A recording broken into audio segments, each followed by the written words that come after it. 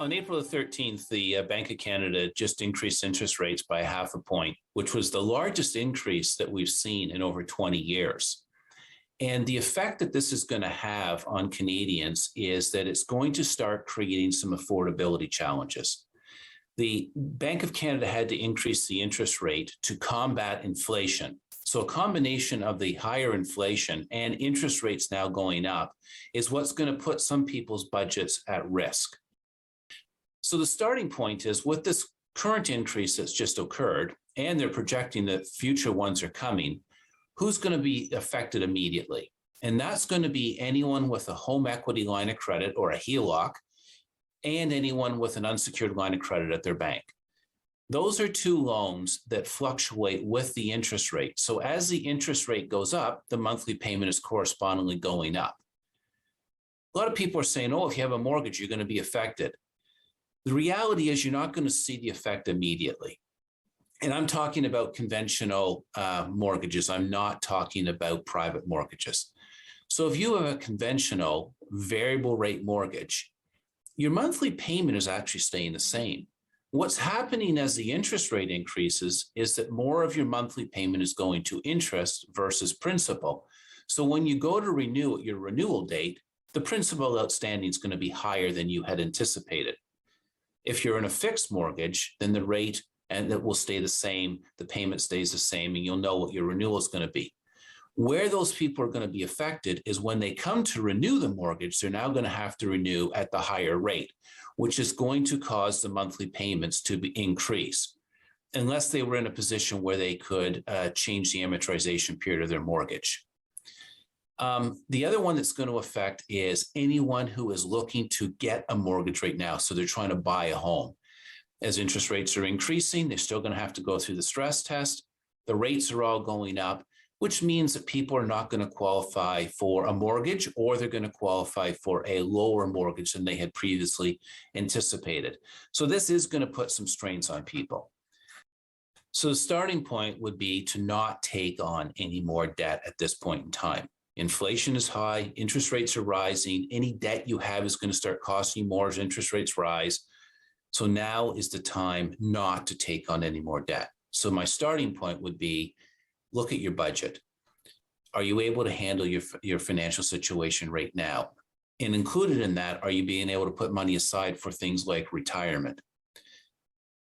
If you're, say, I'm looking at maybe I've got too much debt, then look at some of the warning signs that are out there as to whether you're carrying too much debt. And some of those warning signs are, alternating months you pay things, collection calls, overdue, living in your overdraft. There's a number of warning signs. Look at your debt to income ratio to see if it's too high. So how you calculate that is take your monthly debt payments divided by your monthly income. And if the debt payments are over 40% of your monthly income, then your chances are you're carrying too much debt. If you are making ends meet, stress test your budget. Say, look, interest rates have gone up. They're saying they could go up another full percentage point at the Bank of Canada, which means higher for you at the borrowing level. Are you going to be able to handle that in your budget? If you're saying, I think I'm going to have some problems, go back to your budget and figure out where can you eliminate some of your spending on discretionary items in order to move more money over to debt repayment. That's sort of a key, is to sort of be really ruthless on that budget as to where can I cut in order to put money over and reduce the amount of debt I'm carrying, which is then overall going to help you in the long run. If you get through that stage and you're sort of saying, I'm still having some trouble, then it might be time to look to reach out to someone for help. A licensed insolvency trustee would sit and go over your budget with you, look at all the available options for you. And that's things like, could you refinance an asset to save on interest rates? Could you go to a bank for a consolidation loan, or some of the more dramatic things like consumer proposals? But they'll look at every option for you to figure out how to make your budget work for you and get you out of the jam.